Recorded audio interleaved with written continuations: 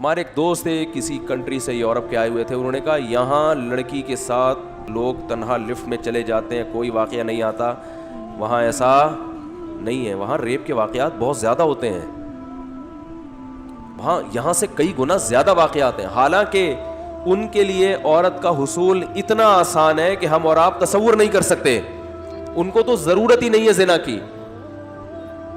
ہمارے ہاں کس قدر مشکل بنا دیا نا شادی کو, کتنا ٹائم لگتا ہے, کتنے پاپڑ بیلنے پڑتے ہیں, پھر بھی زنا کا ریشو وہاں کی نسبت بہت کم ہے, اور وہاں کتنا آسان ہے, تو ان کو ریپ کی ضرورت کیا ہے, پھر بھی وہاں کئی گنا زیادہ ریشو.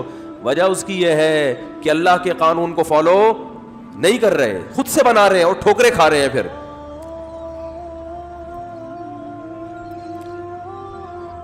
حضرت عثمان ابن مظعون رضی اللہ تعالی عنہ یہ سفر پہ تھے, انہوں نے نبی صلی اللہ علیہ وسلم سے اجازت لی کہ یا رسول اللہ, ہم جب سفر پہ ہوتے ہیں تو عورت سے جدائی, اس سے علیحدگی ہمارے لیے بہت مشکل ہے, زنا کا بڑا خطرہ ہو جاتا ہے, تو کیا ہم اپنی اس قوت کو ختم کر لیں کسی طریقے سے؟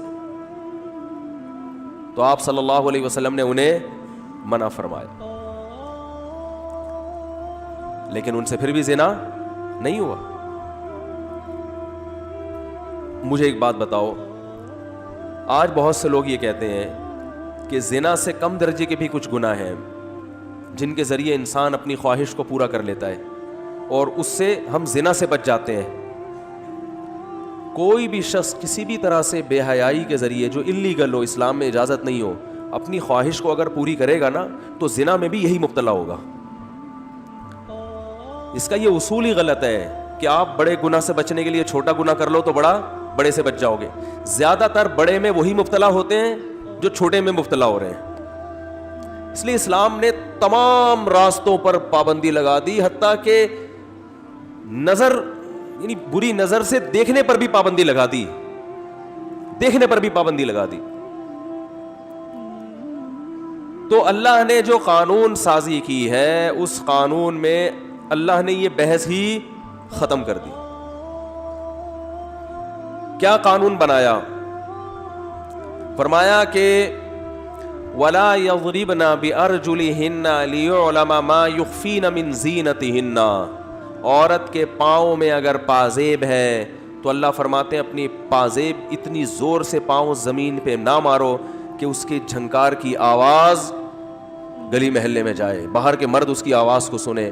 نا نا نا نا, اس کی اجازت نہیں ہے. اب آپ اس کو تنگ نظری کہیں یا کچھ بھی کہیں, اسلام نے عورت کو حکم دیا فلا تخضعن بالقول فیطمع الذی فی قلبہ مرض. جب کسی غیر مرد سے بات کرنی پڑے تو اپنی آواز میں نرمی پیدا مت کرو, فری ہونے کی کوشش نہ کرو, اس سے ٹو دا پوائنٹ بات ہو, ختم. آج جتنے بھی ناجائز ریلیشن ہیں ان کی ابتدا فون کال سے شروع ہوتی ہے,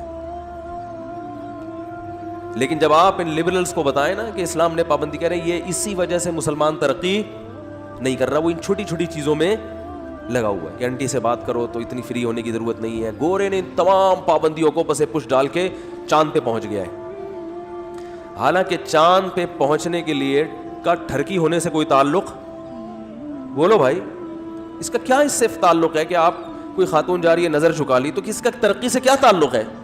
لیکن وہی ہے کہ جب دماغ خراب ہوتا ہے نا تو انسان, جب شیطان انسان کے دماغ پہ حاوی ہوتا ہے نا اور تکبر میں آتا ہے, یہ تکبر ہے نا اللہ کے قانون کا مذاق اڑانا, پھر ایسی ایسی باتیں کرتا ہے کہ سوچے تنہائی میں تو اپنے اوپر خود ہی اس کو ہنسی آئے گی.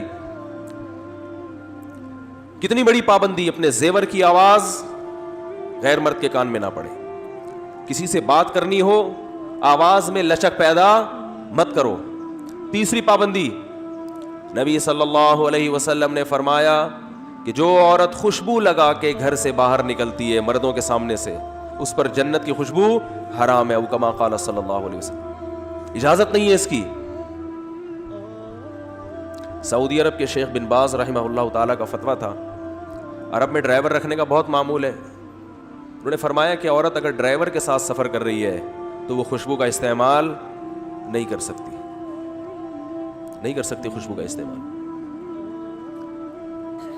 تو اب یہ قوانین ہمیں سمجھ میں نہیں آ. مردوں کی بھی عیاشی ختم ہو رہی ہے اس سے, جو دفتروں میں انٹیوں سے فری ہو رہا ہے وہ بیٹھ کے,